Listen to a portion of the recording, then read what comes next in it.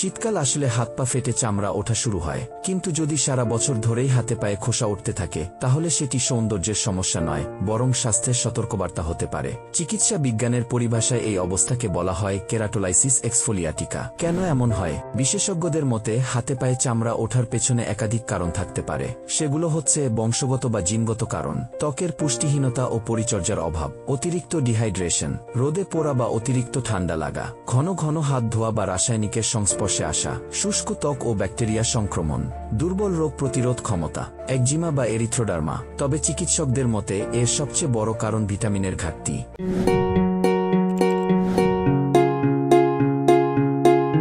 কিন্তু কোন vitamin?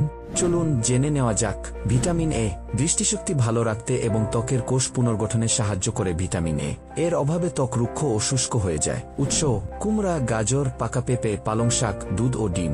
Vitamin বি12 লাল রক্তকণিকা তৈরি ও স্নায়ুর কার্যকারিতায় ভূমিকা রাখে এই ভিটামিন। এর অভাবে শরীরে ক্লান্তি, ত্বকের রং পরিবর্তন ও কোষে ক্ষয় দেখা দিতে পারে। উৎস: মাছ, মাংস, ডিম, দুধ, দই ও ছোলা। ভিটামিন সি এটি ত্বকের স্থিতিস্থাপকতা বজায় রাখে এবং ক্ষত নিরাময়ে সাহায্য করে। এটি অ্যান্টিঅক্সিডেন্ট হিসেবেও কাজ করে এবং কোষকে রক্ষা করে। উৎস: কমলা, লেবু, পেয়ারা, আমলকি ও টমেটো। ভিটামিন ডি হাড় মজবুত রাখার পাশাপাশি ইমিউন সিস্টেমকে সক্রিয় রাখে। এর ঘাটতিতে শরীরে ব্যথা, ক্লান্তি ও ত্বকের সমস্যা দেখা দেয়। উৎস: রোদে থাকা মাছ, ডিমের কুসুম ও দুধ। ভিটামিন ই ত্বকের রক্ষা কবচ হিসেবে কাজ করে এই ভিটামিন। এটি ত্বককে মসৃণ রাখে এবং মৃত কোষের পুনর্জন্ম ঘটায়। এর অভাবে ত্বক খসখসে হয়ে ছাল উঠতে পারে। উৎস: তৈলাক্ত মাছ, অ্যাভোকাডো, বাদাম, সূর্যমুখী তেল ও অঙ্কুরিত শস্য।